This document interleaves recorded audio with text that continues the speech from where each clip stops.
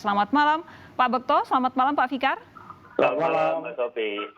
Ini tampaknya ada gangguan sinyal dengan Pak Bekto. Sampai saat ini kami baru bisa berhubungan dengan Pak Bekto melalui sambungan telepon. Tidak apa-apa ya Bapak ya, sambil nanti terus diupayakan. Pak Fikar, saya mau ngobrol dengan Pak Bekto lebih dulu ya. Oke, silakan.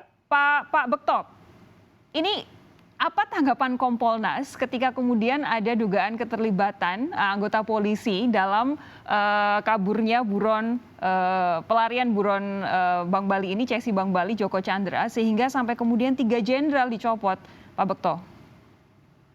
Yang pertama, ini adalah kasus yang sangat memalukan Polri. Ya, saya setuju. Kasus yang sangat memalukan penegakan hukum di Indonesia.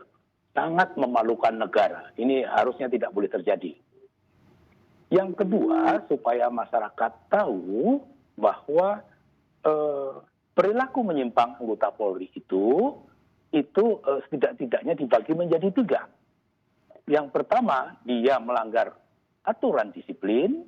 Yang kedua, melanggar aturan kode etik profesi. Yang ketiga, dia melanggar tindak pidana. Oke. Jadi dengan pencopotan 3 itu, Kompolnas sangat apresiasi kepada Kapolri, kepada institusi Polri, begitu cepat direspon, sigap, keras dan tegas. Ini, orang-orangnya ini. Di dalam penyelidikan nanti akan ada hal yang tidak terduga terjadi. Ini sangat bergantung dari penyelidikan, pemeriksaan sekarang dilakukan oleh Propam dan Bariskrim. Bariskrim juga tidak boleh hanya nunggu saja. Itu secara bersama-sama. Mana yang melanggar pidana, mana yang melanggar disiplin, mana yang melanggar kode etik. Siapapun harus dapat dipertanggungjawabkan. Tidak bisa disimpulkan sekarang A, B, C, nggak bisa. Jadi proses penyidikan itu selalu akan menemukan hal yang tidak terduga. Oke, Pak Bekto, begini. Ini kan yang terlibat 3 jenderal, tidak tanggung-tanggung begitu, tidak hanya sekedar anak buah, tapi juga sudah 2 jenderal bintang 1 dan 1 jenderal bintang 2.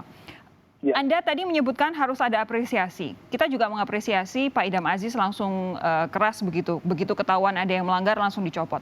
Tapi ini kan apa yang mereka lakukan terjadi baru-baru ini. Membantu kemudian menerbitkan surat pemberitahuan penghapusan red notice dan juga menerbitkan surat jalan itu kan belum lama. Nah, apakah kemudian ini juga ada semacam indikasi bahwa di dalam Polri sendiri pengawasannya lemah atau terlalu banyak jenderal nakal atau seperti apa Pak Bekto? Yang ngawasi Polri itu begitu banyak. Di samping ada pengawas internal seperti Propam dan Inspektorat, ya, ada atasan, ada pengawas penyidikan, itu kaitannya dengan penyidikan. Di samping itu ada pengawas eksternal. Ini Kompolnas, Ombudsman, Komnas HAM, KPAI, segala macam semua lembaga yang dibentuk untuk mengawasi Polri, semuanya melototi Polri. Jadi Polri nggak boleh main-main. Ini betul-betul harus diungkap tuntas secara transparan, benar tidak boleh ada tebang pilih. Oke, saya pindah ke Pak Abdul Fikar Hajar. Pak Fikar, Anda setuju dengan pernyataan Pak Bekto bahwa sebenarnya kalau dari sisi Polri sudah terlalu banyak yang mengawasi, atau jangan-jangan memang karena ini gara-gara Joko Chandra terlalu licin, kalau menurut Anda? Setuju dengan pernyataannya Pak Bekto, ya. Yang kedua, ini perkawinan antara kemampuan orang sebagai lobis, ya, dengan kelemahan aparatnya, gitu. Ya, kelemahan sistem juga, ya. Karena kan begini, kalau ditarik ke undang-undang kepolisian, itu fungsi polisi itu ada 3, ya. Fungsi pertama adalah penanggung jawab keamanan dalam negeri. Fungsi kedua penegak hukum, fungsi ketiga pelayanan terhadap masyarakat. Nah, fungsi yang kedua yaitu penegak hukum itu terbatas pada penyidik dan penyelidik dan dibantu oleh PPNS. Tapi fungsi yang pertama sebagai penanggung jawab keamanan dalam negeri itu meliputi semua bidang di dalam Polri, termasuk NCB Interpol itu bagian dari pengamanan sebenarnya. Bagian dari tanggung jawab pengamanan dalam negeri gitu, dan bahkan luar negeri karena ada kerjasama dengan internasional.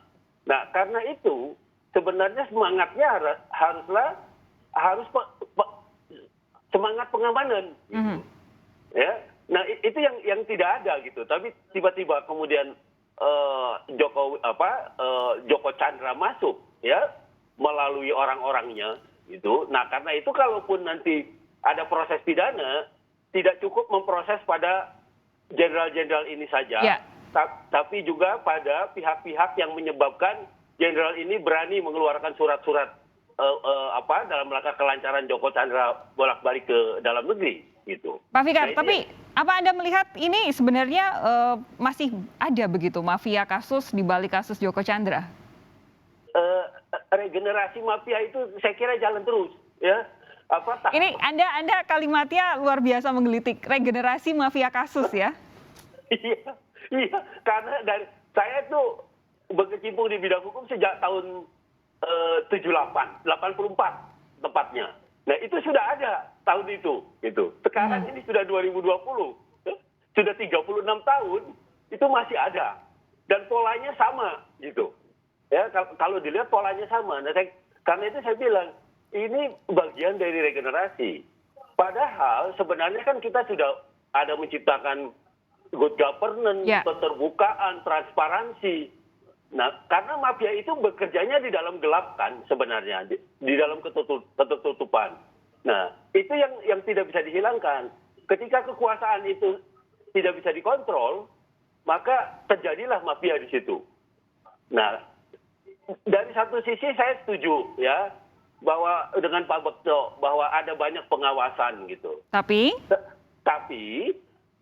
de facto pengawasan itu masih di bawah kekuasaan otoritas yang diawasinya. Itu yang jadi persoalan sebenarnya. Oke. Ya, artinya yang mengawasi juga tidak setajam yang diawasi gitu loh. Pak Bekto minta tanggapannya dong. Yang mengawasi tidak setajam yang diawasi.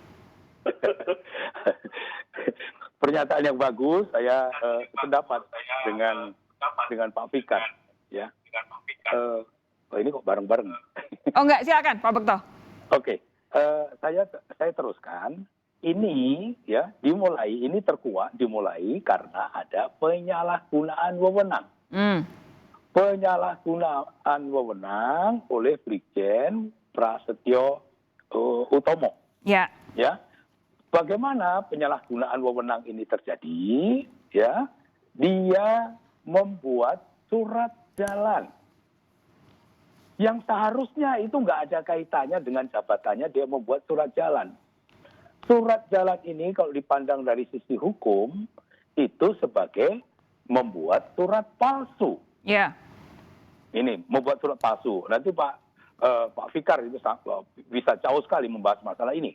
Bagaimana cara membuat surat palsu ini? Ada mekanisme di Polri yang sangat ketat. Membuat surat itu ada prosedur administrasinya. Ya, ini semua dilanggar oleh Brigjen Pol Prasetyo.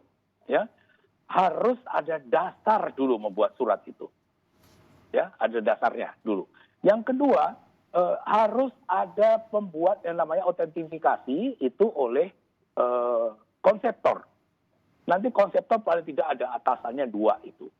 Kalau di Korwas PPNS kira-kira Kasubag, ada Kabak, semua autentifikasi itu harus ada. Ini prosedur yang baku di lingkungan Polri, ini semua dilanggar oleh Brigjen Prasetyo. Jadi semua dikerjakan sendiri, sekarang komputernya apa semua sudah disita oleh Baris-Krim. Jadi bagaimana ini pengawasan dengan sistem administrasi yang ada semua dilanggar karena penyalahgunaan wewenang. Nah, ini kan untuk spesifik Brigjen Prasetyo Utomo, penyalahgunaan wewenang, kalau tadi Pak Bekto bilang bahwa surat jalan yang diterbitkan karena semuanya dilanggar, ini artinya surat palsu. Tapi bagaimana kemudian dengan penerbitan surat pemberitahuan penghapusan red notice? Akan dijawab oleh Pak Bekto sesaat lagi, jangan kemana-mana, tetap bersama kami. Sapa Indonesia Malam, segera kembali.